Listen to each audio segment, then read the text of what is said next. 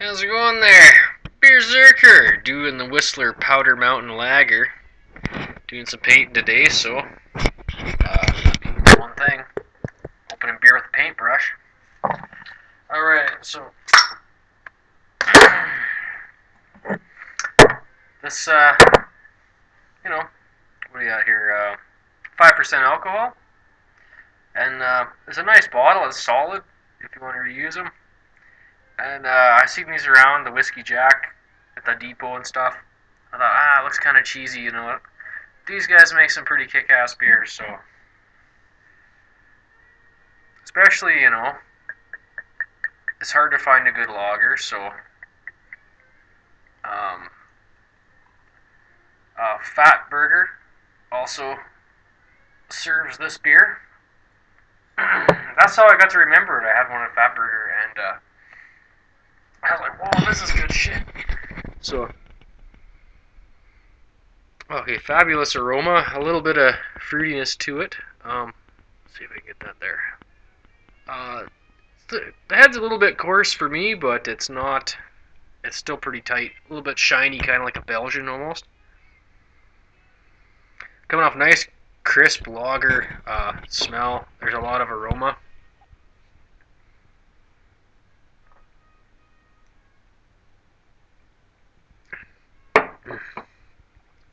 Oh,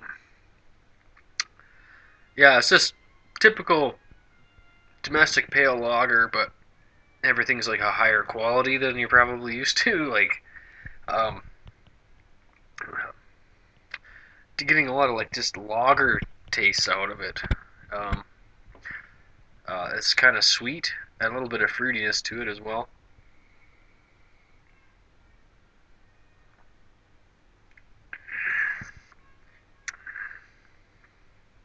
Not getting a whole ton of hops out of it, so it's, I guess I would call it lightly hopped. Of course, it's quite gold. The head's disappearing, but this is definitely a level up on most of your macro stuff.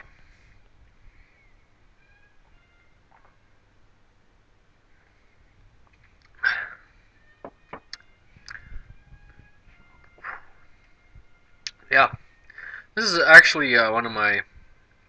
I bought the tasters packs. So we're gonna be doing all four in there, and this is one of my most favorite out of the pack because they didn't put their black tusk in. They put a chestnut ale in instead, and I hope it's good because the black tusk was fucking awesome. It was, to me, it was kind of like a mix, like a half stout, half brown ale kind of thing. Uh, yeah,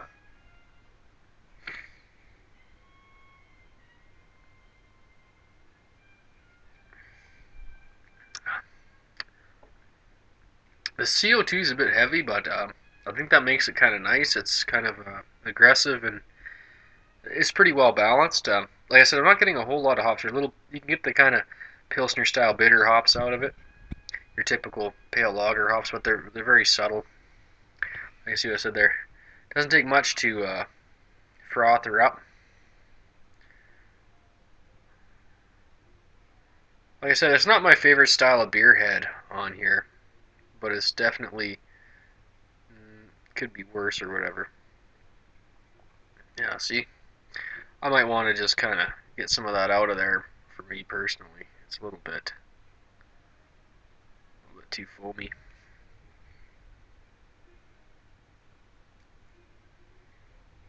There, got some smells out of it. Yeah, that fruity flavor I'm referring to, it's a bit like honeydew.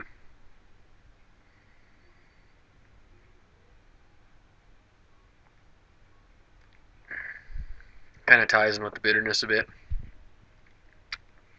Not much to it. Pretty clean, simple beer.